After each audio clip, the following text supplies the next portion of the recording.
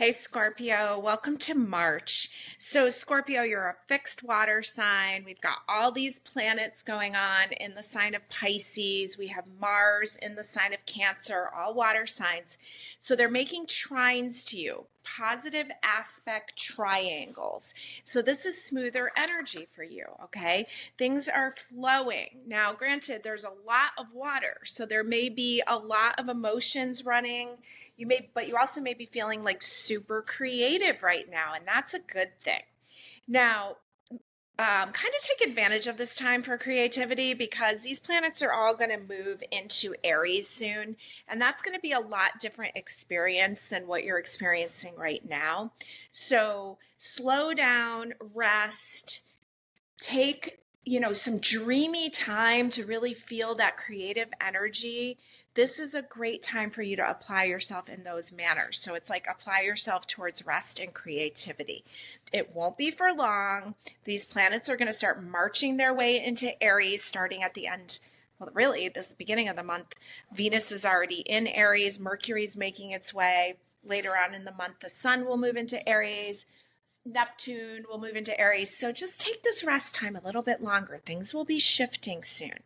You're being asked to slow down and observe and hear the messages coming in and have clarity and take some time to sit in the foggy energy, okay?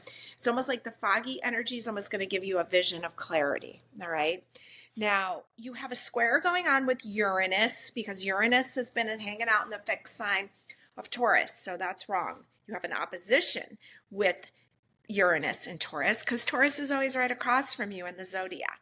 So there's a lot of I think Uranus like lightning bolt of unexpected, but envision this as really good stuff because this could be financially prosperous for you. You also have a square with Pluto. It's just going to be like that for a very long time because Pluto is hanging out over in the fixed sign of Aquarius, which makes the square with you again. So change might be a little frustrating, but you're just going to keep rolling with it. Remember, Pluto is one of your ruling planets.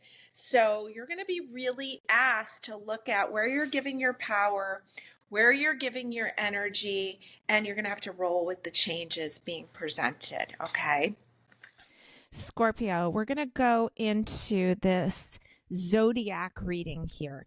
And we're basically going to use this zodiac chart that I took from Teresa Reed, the tarot lady, and I blew it up. And I'm going to put a card for each of the houses on here for you. And we're going to give you a reading. So let's see what you get.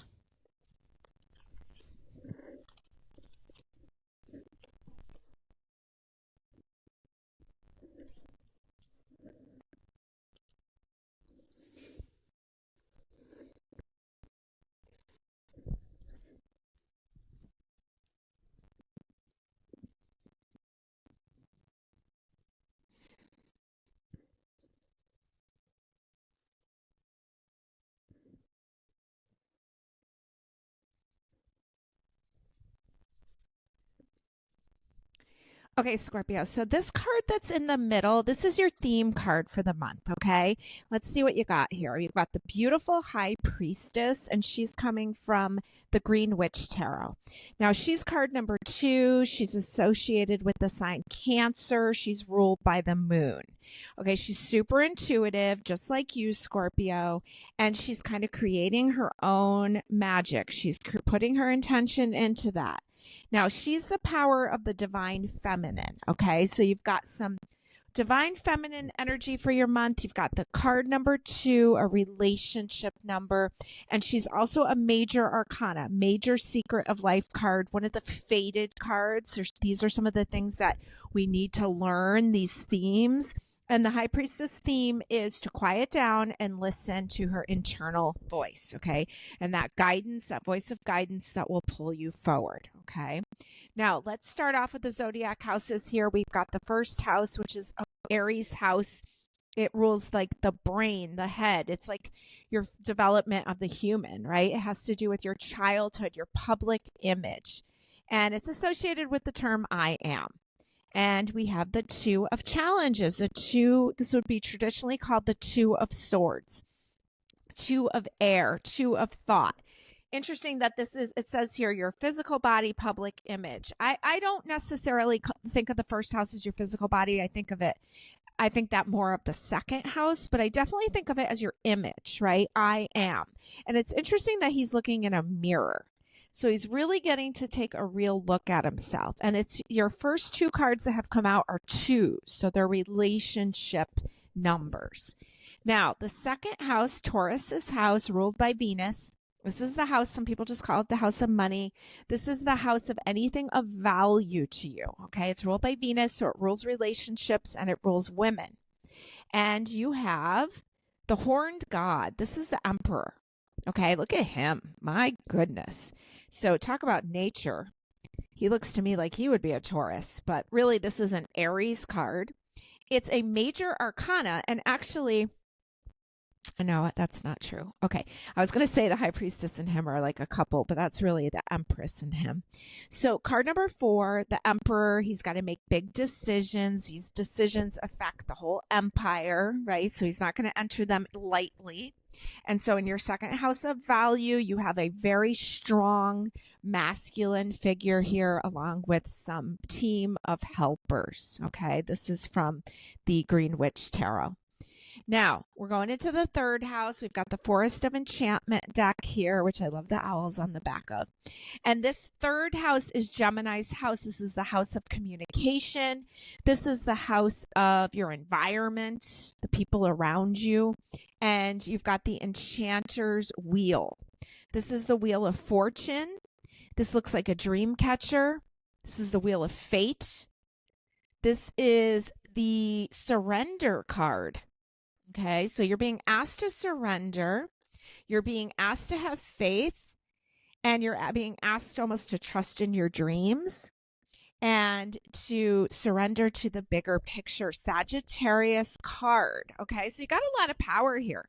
Major arcana for the theme of the month, major secret of life card, kind of those archetypes that you have to learn.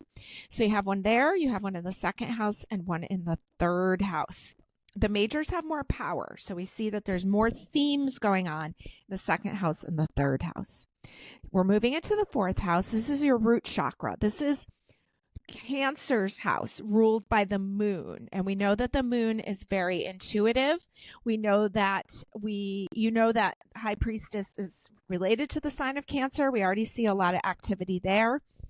And you've got the 9 of Athams, which would traditionally be called the 9 of Swords. Doesn't look like she's sleeping well. Okay, this is often called the insomnia card.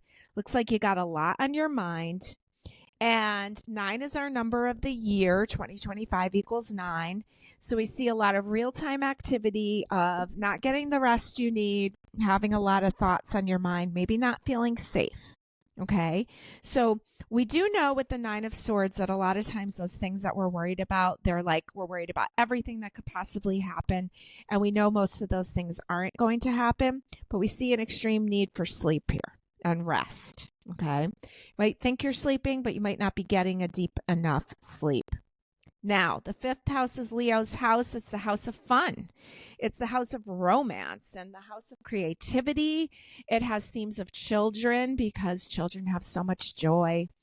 And you have the 3 of Boons, which would be traditionally called the 3 of Pentacles here from the Forest of Enchantment. So 3 of Pentacles is about collaborating with others. It's almost like, makes the work lighter to work with others. You've got some great helpers here. And 3 of Pentacles, you're building something. You're learning. It's almost like being a student, being a teacher. And maybe you're learning what brings you real joy. Maybe you're figuring out that true recipe of what brings you joy. Okay. And almost like bottling it up and selling it, almost like. All right, now we move into the Virgo's house, the 6th house. This is the house of like your day job. It's the house of your routine and habits and your health, especially your mental health. It's Virgo's house ruled by the planet Mercury. And we have the Queen of Wands here. So we've got a royalty card showing up. This is the Salvador Dali tarot deck. And she looks like she's holding a rose. And she is a happening kind of girl. She likes to go and see and do. And so there might be some movement, might be the best thing for your health right now. Okay. Also, since she's holding the flower, it almost feels like maybe thinking ahead to like gardening, to the spring, what it is that you want to do. There's some joy there. She's also the queen of freedom. So kind of having some freedom in your scheduling. Okay. Now, we're moving into the 7th house, which is Libra's house. On this sheet, it says relationships, house of relationships, and the house of legal issues, which I think I'm going to change that to say legal matters, because who wants legal issues? We want legal matters, property ownership, legal contracts, okay? And so here we have the 2, I think that's the 2 of wands. No, it might be the 2 of swords. Yeah, there's 2 swords on that poker or pool table. 2 of swords. Okay, that's the same card that we started off over here with in the 1st house. Now, the 1st house and the 7th house are across from each other, right? Aries house of I am, and then the 7th house is the house of relationships. So it's you and others, okay? So I think it's interesting that the same card showed up because those houses are considered in opposition, right?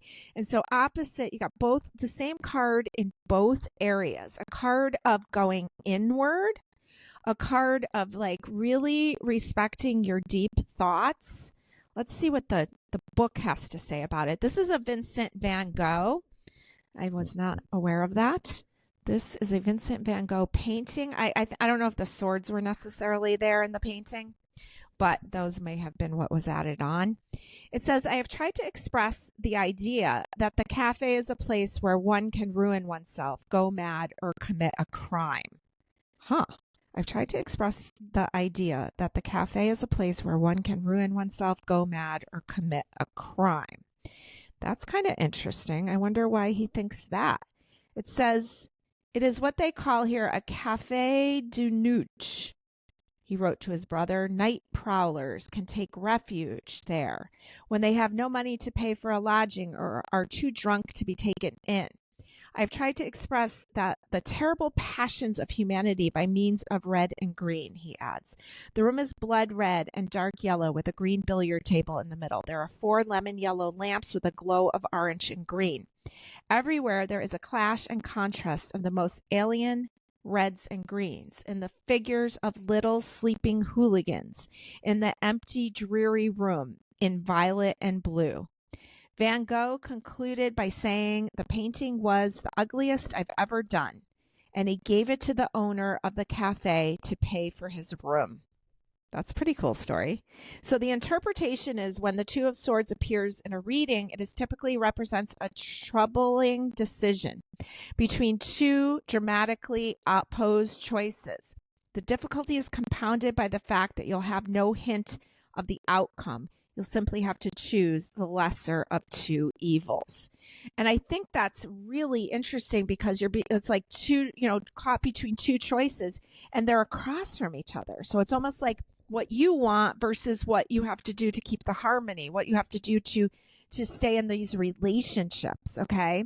So 2 is a huge number for you this month, and you're going to have to make some choices here. Okay. We'll see if we get more information about what that's about. Now we move into the 8th house, and this is property of you, Scorpio. And on this chart, it says 8th house is related to joint finances, taxes, sex, and death. So it's definitely not a light and fluffy house. There's a lot of intensity there. Okay. Now let's see what we've got for you in your own house. And you have the Ace of Wands, and this is the plant yarrow. And I know I use yarrow spray on wounds. It really helps, especially burns. It works really well. So Ace, something new, and Wands, something like a passion, right? The hands kind of coming out of the sky. There's a sense of healing here. Okay. So if that gives you it's like, yeah, you may be making some decisions. You have a lot on your mind. You're kind of pondering things with the Emperor in your 2nd house, but the Ace of Wands shows up and it shows healing and it shows newness. So I don't think of that as a bad thing. Now we go into the ninth house, which is Sagittarius's house of freedom. It's the house of the higher mind. It has themes of religion, also has themes of like breaking free from religion. It's the house of publishing and teaching, and it's the house of foreign travel.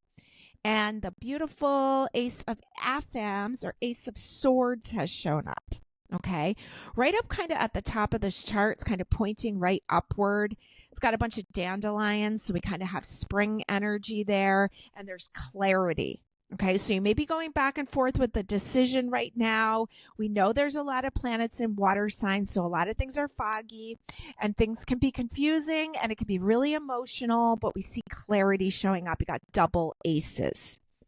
Now, as we move into Capricorn's house, the house of your career, it's also the long-term standing in this world. So not everybody's like working in an active career, right? Some people are, raising families or tending to like land preservation, things like that. So it's not just your career. It's about your long-term success, your reputation, it's a house of fame and awards. Okay. Capricorn's house ruled by Saturn, the Lord of the Zodiac. And we have the Knight of Pentacles here. And the plant is El Campaign, which I do not know. But the Knight of Pentacles, Pentacles is Earth, which is like Capricorn, and that's a Capricorn house. I always say, like, when I see the Knight of Pentacles, I feel like he's been like on his way to arriving for a long time. He's questing for what's important and he's arriving. Okay, so this could be arrive in the form of money, anything solid. Okay, so not too sad to see him. Now we move into the 11th house, which is the house of Aquarius. It's the house of your hopes and dreams and your goals. It's like the way bigger picture. Like it's got humanitarian elements to it. It's a house of large groups of people. It's your friends. It's your social life. And you've got the 8 of Swords here. So there's a lot of overthinking going on. 8 of Swords is when you think you're stuck, but you're really free. Okay. So I see a lot of like internal struggle going on. There's not a lot of rest going on. You need to get a few good helpers there to help you with rest, right? If you're somewhere in Connecticut, you can stop into our Kent Connecticut store. And we have great sleep remedies and we've got some great products in stock, okay? And almost like you have to air out some things on your mind. You need to spend some time alone and air this out. Clarity is coming. And speaking of spending some time alone, the 12th house, the house of retreating back, the house of karma, the house of secrets. They call it the house of the self-undoing. But I like to think of undoing karma. I think of it as a house of retreating back. And you've got the 4 of cups here, burdock. Now, burdock, I used to do a lot of macrobiotic cooking, natural foods cooking when I was a lot younger. And burdock root was a dish. We made a dish called tempura. It's like a Japanese dish. And you cut up these little matchstick sized burdock root and carrot. And sometimes you could put onion in it too if you wanted. And you saute it really fast. And it's for vitality and grounding. Okay, so you got burdock root, and it's really ugly, burdock root. It looks like it's covered in dirt. You kind of got to clean it up. It's brown. But the strength and the power, and I've heard if you've ever dug it up, it's like a real difficult one to dig up, okay? So we've got this grounding energy coming into your 12th house. She's kind of looking at almost like the 3 of cups, almost like looking at it like maybe it's not as satisfying as it once was. 3 of cups kind of indicates like the party life. And then she's being handed a new cup of satisfaction. She's getting grounded and clear. Okay, so you got a 4 here, a pause number. So I really get that it would be really good for you to really take some time stepping back and away, however you can do that, looking at the relationship with yourself and the relationship of what other people expect of you.